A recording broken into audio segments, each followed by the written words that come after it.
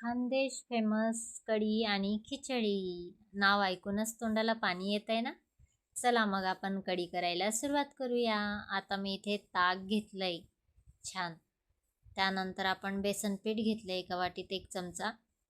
त्यात आपण पाणी टाकून त्याला छान मिक्स असं करून त्याला पेस्ट करून घेणार. त्याची छान असं घट्ट बॅटर त्याचं बनवून घेणार. थोडं पाणी अजून मिक्स करणार बघा, आणि ते मी त्या ताकामध्ये आपण मिक्स करून देणार. छान असं मिक्स केलं की त्याला अजून याच्याने फिरून घ्यायचं चमच्याने. आता आपण मसाला काढून घेणार. त्यात मी लसूण, 2 मिरच्या, कोथिंबीर, जिरे, हळद, धनेपूड घातले आपण. इतकी छान लागते ना कढी आणि खिचडी, खानदेशची फेमस कढी खिचडी. आता आपण त्यात थोडं शेंगदाण्याचं कूट पण घातलं आणि छान मिक्सरमधून त्याला फिरवून घेतलं. मसाला फिरवला गेला आपला. आता गॅसवर कढई ठेवली होती, तेल तापत होतं आपलं. त्यात आपण राई टाकली, जिरे टाकले, कढीपत्ता टाकला आणि जो आपला मसाला आपण काढून घेतलेला होता मिक्सरमधून तो आता ते तेलात टाकला आणि छान परतवून घेतलं. परतवलं गेल्यानंतर आपण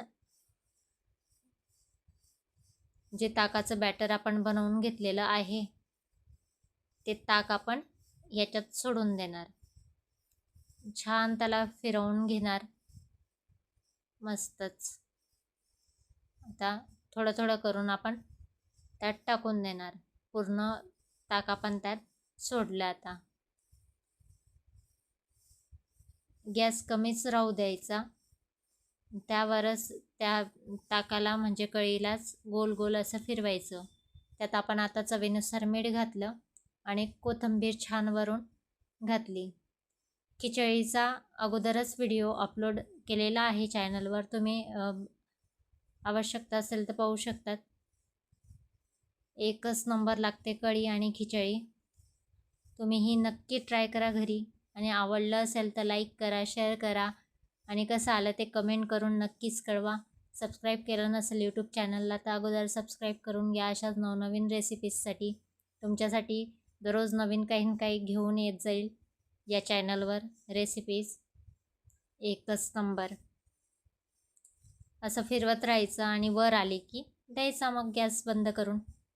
झाली मग आपली कढी आणि खिचडी. घ्या मग वर पाहिला.